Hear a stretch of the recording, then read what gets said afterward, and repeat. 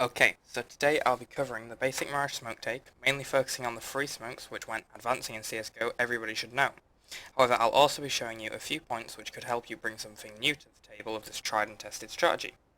Okay, so when we're talking about this basic Mirage A take, we're going to be looking at three main smokes: the smoke for stairs, the smoke for connector, and the smoke for CT. These are three really simple smokes which will provide good cover for the terrorist force when pushing, eliminating three common angles, and meaning you can push a lot easier and focus your entire pushing force onto the site itself. Okay, so firstly, we'll focus on the smoke for CT spawn, and that's really simple. To do that, you just have your player run up here with his smoke. You want to run straight into this metal fence, pushing straight up against it, and you want to turn your mouse. You want to aim your crosshair up against this wooden pole here, and move it horizontally to the right until it's in line with this part of the wall here. Okay, so let's show you that. Down here, against the post, up at the wooden beam, and across. And then you're going to want to jump. It really helps you have to jump for a macro, but that will work consistently without fail. And I'll show you that one more time. So you from T-spawn, you come down here, into the metal fence, up and across. I'm throwing smoke. Show what that looks like from that side. See, completely covered. Of course, you still got to worry about people jumping up here, as you always do, because they can still see over it and obviously kill you. So you got to watch out for it. You got to be looking out for it. But it's unlikely to happen, so you can still focus more. Okay, now moving on to the smoke for stairs. Again, it's another simple one. You're going to want your player with his smoke out to come running down here. You're going to want to hop onto this little platform and look directly into this segment of the wall. Once you're here, you move your crosshair to the right, and you want to be aiming at the thin air in between these two bits. And you're going to want to go directly into the centre of it. Maybe slightly higher, but not too much, otherwise the throw might fail sometimes, and you really don't want an inconsistent stairs throw. So I'm going to show now, and this will bounce across from Tetris on to stairs, and it will completely cover off anyone here. I'll show you that one more time to show you that it's consistent. So you come down here, you hop onto the platform, look directly into the wall, and you're going about. Smoke!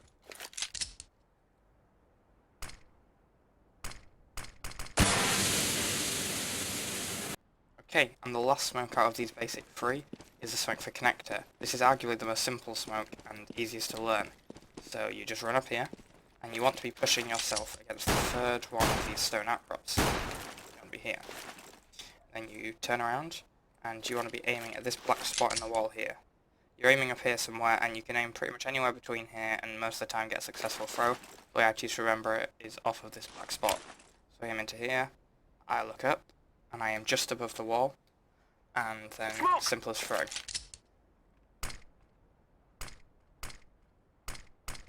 That will bounce into place there. I'll do that once more for you. So you come down here, third outcrop, you want to push yourself up against this, and you aim black spot, and up. Smoke! Also, something to watch out for when doing this smoke is if you throw the smoke too far to the right, you can see here, it's awfully close to hitting here. And if you hit here, it won't work, it will bounce down here. Which is a smoke for another time. You need to be careful when throwing it too far to the right, because it could not work. So with all of these three smokes, especially the one for stairs and the one for connector, they can fail if you're not aiming in the right place. They don't have much leeway. So you need to be really careful when throwing them and practice them a few times before you go to use them in a match. The one for CT has quite a lot of leeway, and I've never once had trouble with that smoke, so that should be fairly easy. Okay, I said at the beginning of the video I was also going to show you a couple of new ways to add on to this strat.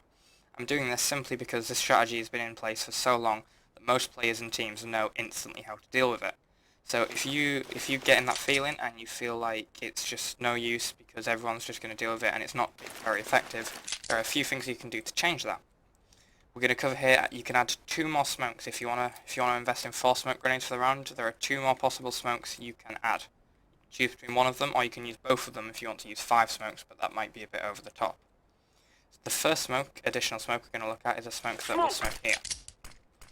This can be useful because when pushing the site as a terrorist force, you'll often encounter a player behind this box.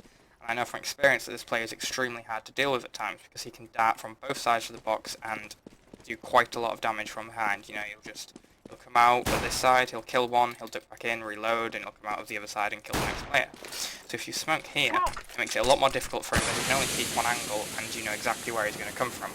Unless you're playing against a wall archer, of course. Okay, so in order to do that smoke, you're going to want to come up here, you're going to want to look down, and you're going to want to get yourself right to this corner, so your crosshairs right in here. You're going to want to look up, and this is quite a difficult one to do, so be very careful. I'd recommend practicing this one several times until you actually go to use it and make sure you can get it spot on. So what you're going to do is you're going to line your crosshair up against this third wooden beam, and you're going to pull it horizontally left quite far until it's past the diagonal line of this antenna. So you're going to want to pull it to the left, about here, and you're going to want to throw it.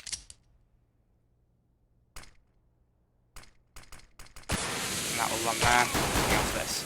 Like I said, there's quite a large error margin with this, so if it lands there, it'll still block it off. If it lands there, if it lands there, and if it lands there, it'll all still block it off. So you have slight leeway. I'll show you that one more time. So you're going to come down here, and you're going to look beam here,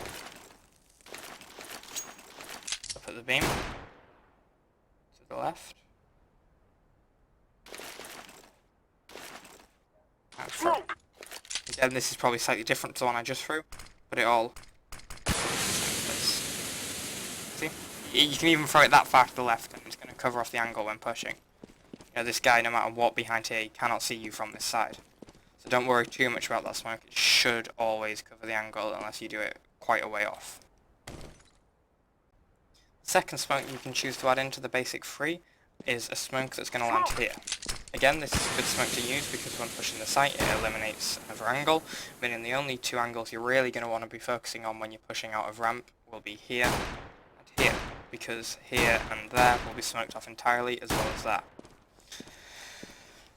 So in order to do that smoke, you're going to want to come up here again, and you're going to want to push yourself up against this third wooden beam. You're going to push up against here, and this is more simple than any other smoke I've shown you, and you just want to place your crosshair slightly to the right of this wooden beam, around there, and you just throw, and that will every time, it will throw and it will land there, completely covering off this viewpoint for both sides.